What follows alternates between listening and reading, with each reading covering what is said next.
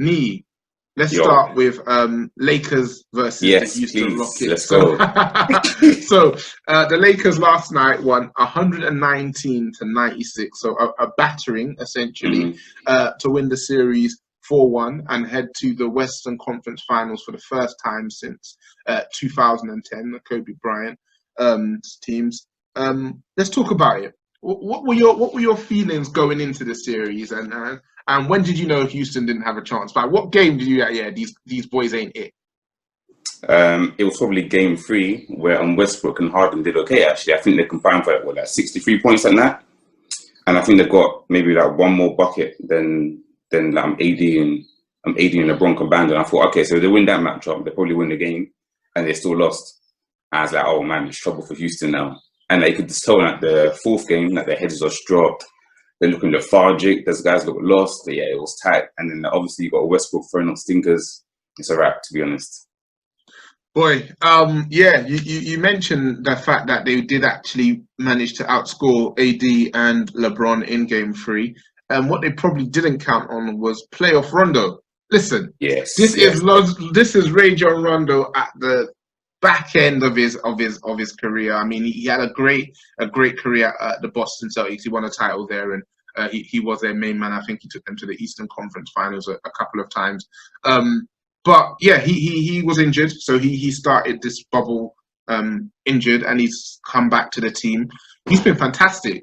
He's He been has, man. Give credit, absolutely yeah. fantastic. Like, I don't think anybody counted for this. Obviously, the Lakers lost Avery Bradley, and that looked like that Mm. may be a big problem. But Rondo has fitted in perfectly. He's averaging 10 points a game, let's say 5 rebounds and 7 assists. Rajon Rondo is shooting 44% from free. Yeah, Knee. that's mad. 44. That's Rajon bad. Rondo, one of the ugliest jumpers in the That league. guy's not even a shooter like that, yeah. Listen, when that's happening, you have to pack it up. You have to pack it up. I think the writing's on the wall for you there when you've got contribution from the likes of Rondo. But with that being said, I mean the Lakers AD, we questioned him earlier in the kind of seeding bubble games and early in the playoffs, but he's come through and he's been Yeah, he fantastic has. these last 4 games. He's reeled off 25 points, 12 rebounds, and 4 assists. He shot 60% from the field, 40% from three, and 80% from the line. From the line a Easy bit down. money, man. Yeah, from the line a bit down on what he did in the regular season, but still very, very stellar numbers for a big man. And listen, LeBron James is just LeBron. LeBron James, he's just LeBron James, man. 25 points, 10 rebounds, and 7 assists, along with 2 steals and almost 2 blocks a game.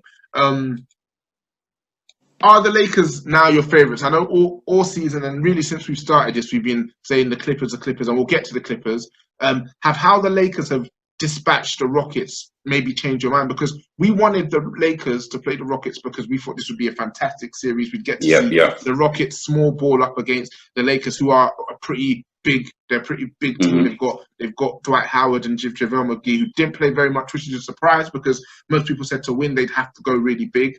Yep. But they had AD in the five, which everybody has always felt like that is the key to the Lakers unlocking their best form. Has the Lakers' performance against the Rockets changed your mind about who your favorite is, or are you still looking at the Clippers like they just have too much talent to fail?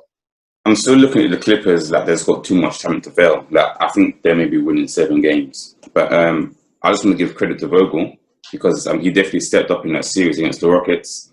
Like before, I had the Rockets winning in 6 to be honest, because I thought they were just like on their small ball, they get quite a few open looks, on which they did.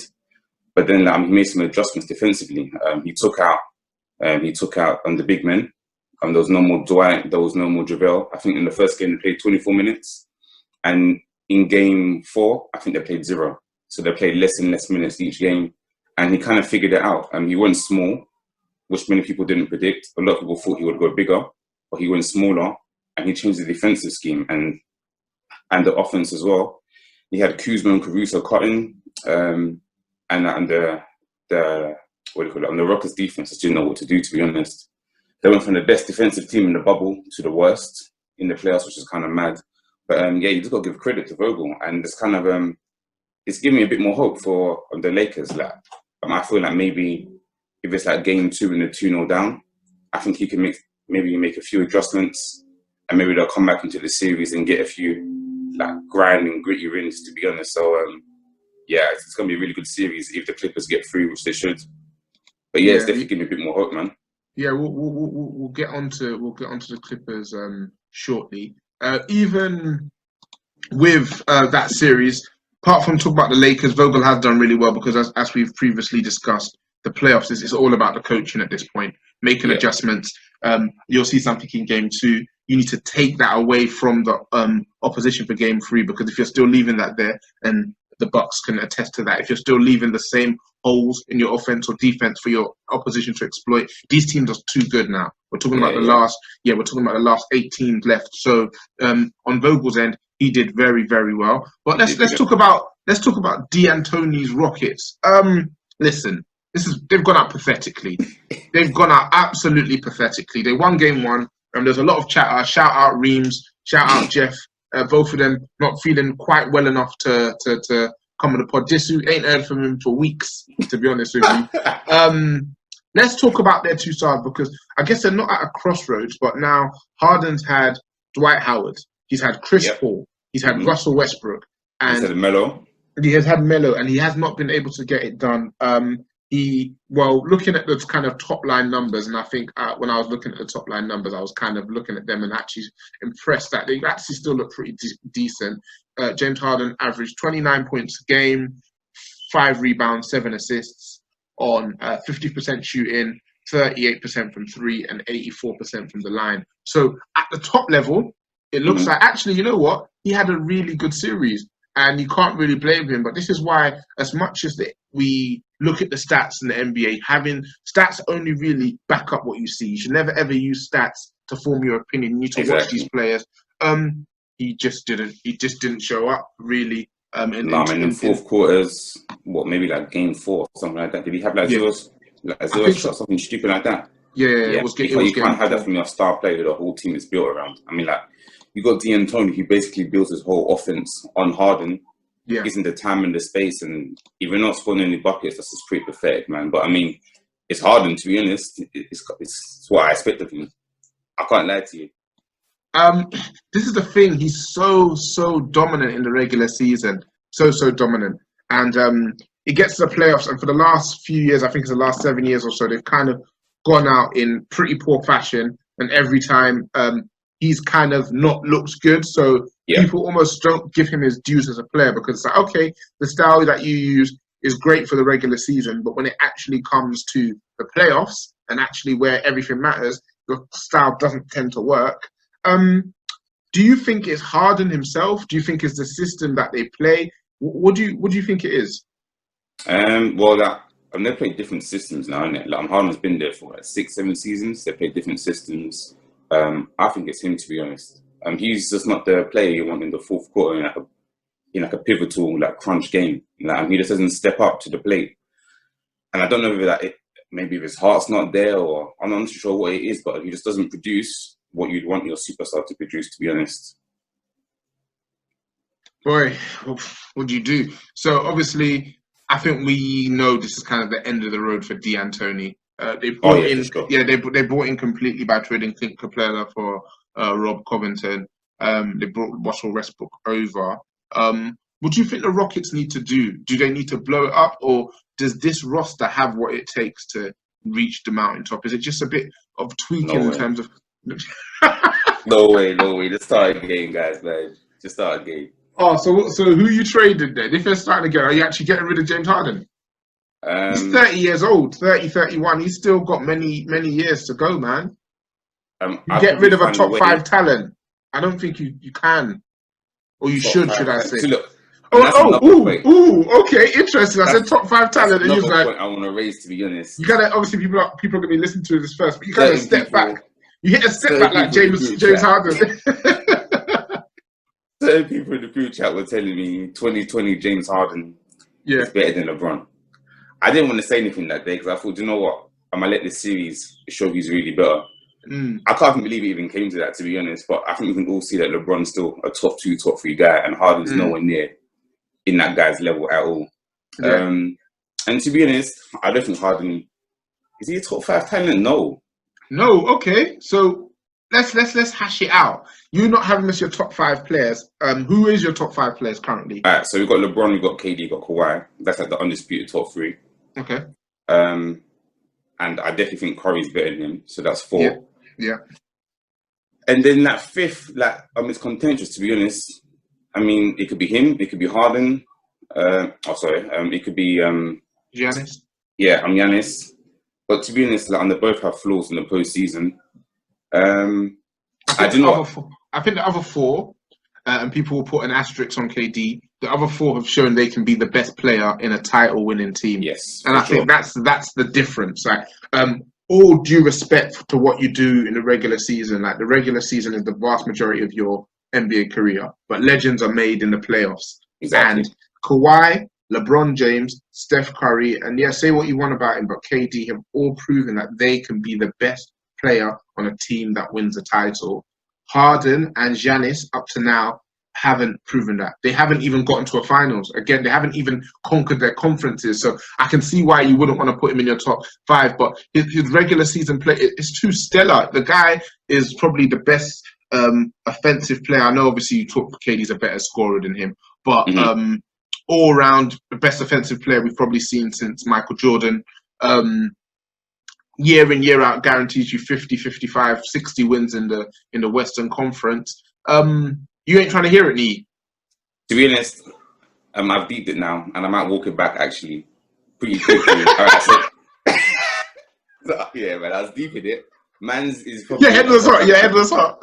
Your head was hot. Man's is probably a top five talent for sure. Or like, Okay. I don't know, like fifth is contentious, but I mean, You're not doesn't putting him any produce like a higher top than five talent in the postseason. Oh, but you're not putting him any higher than 50, is what you're saying. No Which way. fair. No So way. is it his playoff performances that will elevate him to the same status as the other guys? I mean, of course, man, because like when you got the top 15, top 20 guys ever to play basketball, and we're talking about serious guys here, you have won championships, maybe like back to back. They've won like multiple championships, MVPs. So to get to that top 15, top 20, you got to be that sort of guy, really, isn't it? Yeah. He's. I guess. I don't even know what to say. Is it a crossroads? Obviously, they've played a particular style for the last 3 years, haven't quite reaped the benefit. Just got to go again. It's got to go again. So we'll see what happens. I think Maury's probably going to go. D'Antoni's going to go. He said in his post-game interview that they're one piece away, whatever that means. They're one piece away. How they're going to get that piece up? They're both in that 40 million next year. Whatever that even means, we're one piece away. Like, whatever, bro. Like, whatever. So we'll see what happens with Houston. And obviously, just a quick word on Westbrook. He was jawing about being double teamed while being down 29 points. So also got into it a bit with Rondo's brother. That guy is so shameless, man. Listen, what can we say about him at this point? Obviously, he got injured, so certain guys will say he's not 100% fit, etc., etc., etc. But again, you're looking at the stat line that he put up in the game, and he scored 10 points. He got 4 rebounds, 6 assists. He was 30% from the field, 0 for 3 from 3, and 2 from 6 from the free throw line. It's disgusting. That's disgusting in a must-win game. People feel like he's hated on. People don't give him his dues for everything he's achieved in this league. But when you're throwing up stinkers like that in a must-win game, what do you want us to say, man? What do you want us to do? Like, can you win? It's mad frustrating to watch, to be honest. I mean, it's not just at Houston. I mean, OKC had KD as well. That man would be like, trying to do hero ball. He'd be shooting up stupid threes. That's not even his game. So on why he's doing that, I have no clue. And on that game too, in midweek, look, that was one of the funniest games I have seen in my life. And those guys are trying to make a comeback. He comes into the court. They're down 20 again within like 2 minutes. That guy, he was the sixth man for the Lakers. He was moving nuts. He was moving insane. I don't know what he was doing. He can't help himself. He just, like, I feel like he's so competitive and he just wants it so much that he gets this tunnel vision that just kind of throws him off and he starts making irrational decisions. Yeah, he does. He is statistically the worst 3-point shooter in history who's taken the volume of threes that he's taken. And obviously the whole big thing about the Rockets was that Mr. Mid-range, he'll take them off the dribble. They've got their shooters, they've got their spacing. Obviously you can see he's clearly not at his best. He's not as sharp as he usually is. But even in the series, the Rockets shot 37% from three. So they didn't even do that bad, you know. So yeah, they've got a lot of work to do. Don't know if you can win it all with Harden and Westbrook as your two main players. Nah, man, it's over for them, man. You can't win it all window's closed. Yeah, that window's closed. What? The window's closed. You don't even think like another man comes in, he can kind of rejig what they're doing, a bit more cutting, a bit more involvement of the likes of Eric Gordon. Obviously they lost Daniel. Obviously they lost Daniel House to what was, I guess, embarrassing. How the NBA have reported it is that I'm not sure. He had a married man. He had a visitor. Visitor came. The visitor left. The visitor was from outside the bubble. Obviously, he's exposed himself and everybody else within the bubble to somebody who could potentially have COVID. So the NBA very rightly dismissed him from the bubble. Obviously, a big loss to the Rockets. I don't think quite somebody who would have turned around a 4-1 defeat though. So yeah, I don't know. I don't know what they're gonna do. It's gonna be interesting. If I'm Daniel House, if he's the guy that you're looking to change the series for you, you're in big trouble. Yeah, he's probably looking at it himself like, right, me, Matty. Nah. That's not me, boss man. That is not me at all, man. So yeah, Rockets, they got a lot of work to unpack, but the Lakers are looking strong. They're looking strong, and whoever comes up against them, they're gonna have their work cut out for them.